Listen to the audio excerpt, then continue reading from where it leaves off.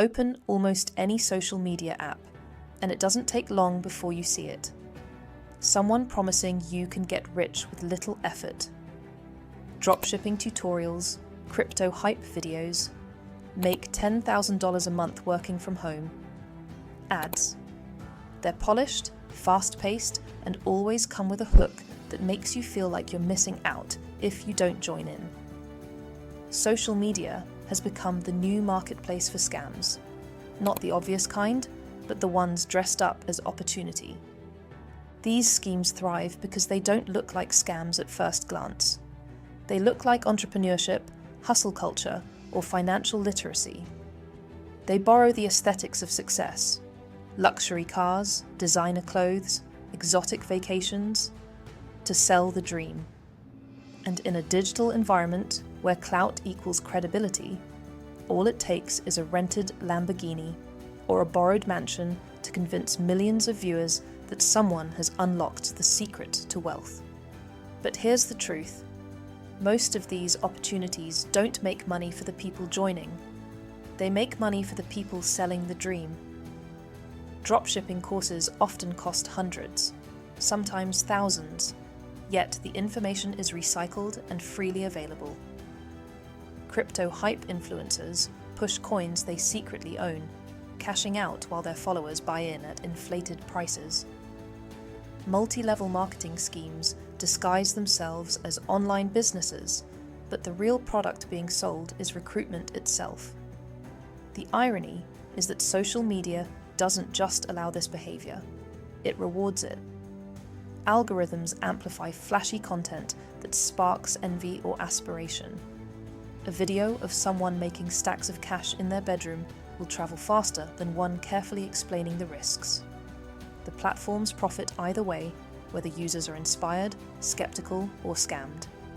Attention is the currency, and scammers know how to spend it. Inequality makes this problem worse. For wealthier people, scam content might just be noise, something to laugh at or scroll past. But for working-class viewers struggling with debt, unstable jobs, or rising costs, these schemes look like a way out. When traditional pathways to security feel blocked, the promise of quick money becomes intoxicating. And that desperation is exactly what scammers exploit. It's no accident that these schemes often target young people too. Students buried in loans or entry-level workers juggling side hustles are told they can escape the rat race if they just invest in the right system. The platforms are full of rags to riches testimonials, but what you don't see are the thousands of people who lose money, time, and energy chasing opportunities that were never real to begin with.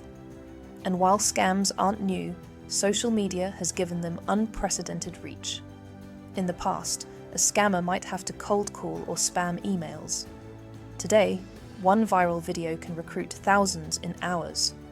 The speed, scale, and glamour of platforms make scams feel not just possible, but normal. Instead of being embarrassed to fall for them, people are encouraged to see participation as a bold move, proof they're willing to take risks for success. The scam economy thrives because it exploits two things: inequality and visibility. It preys on people locked out of wealth, then sells them a fantasy built on appearances. And in a digital world where appearance often matters more than reality, the line between hustle and fraud becomes increasingly difficult to see. The mechanics of the scam economy are simple but effective. First, create urgency. Tell people the window is closing, that only a few spots remain, that they'll miss the chance of a lifetime if they hesitate. Second, create social proof. Flood feeds with testimonials, screenshots of earnings, and lifestyle content to make the system look foolproof. Third, shift blame. When participants fail, insist it's because they didn't work hard enough or didn't want it bad enough. The system stays untouched, while the victims are left with shame.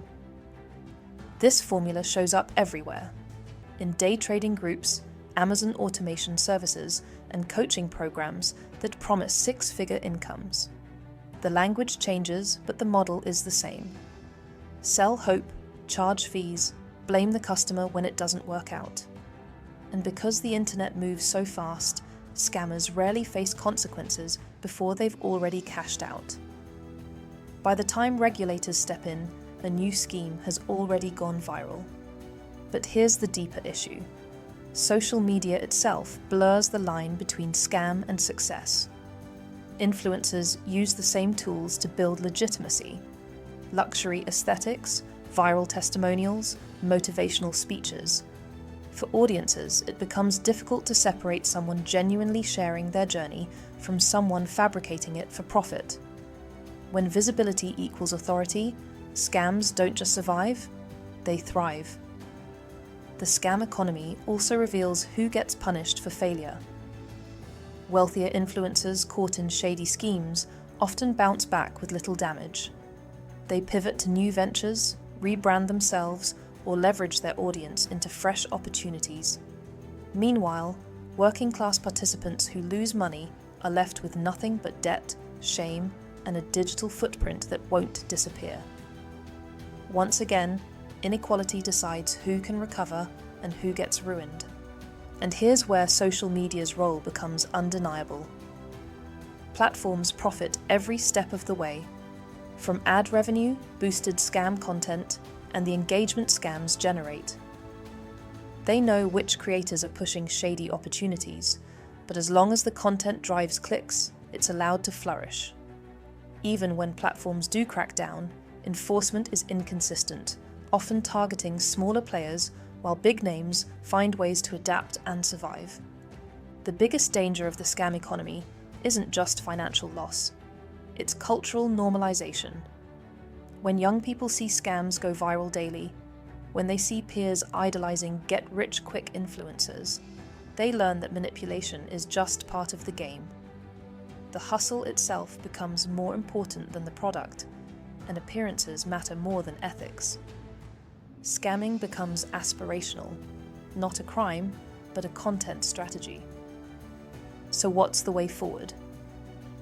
Part of the solution is regulation, but laws move slower than trends.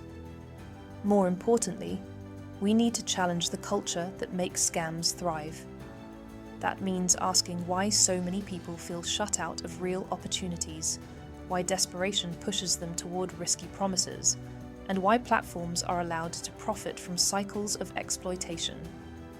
Because here's the reality. The scam economy isn't about gullible individuals making bad choices.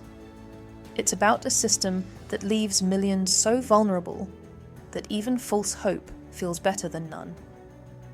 And until we confront that system, scams will keep evolving, growing, and thriving on the feeds we scroll every day.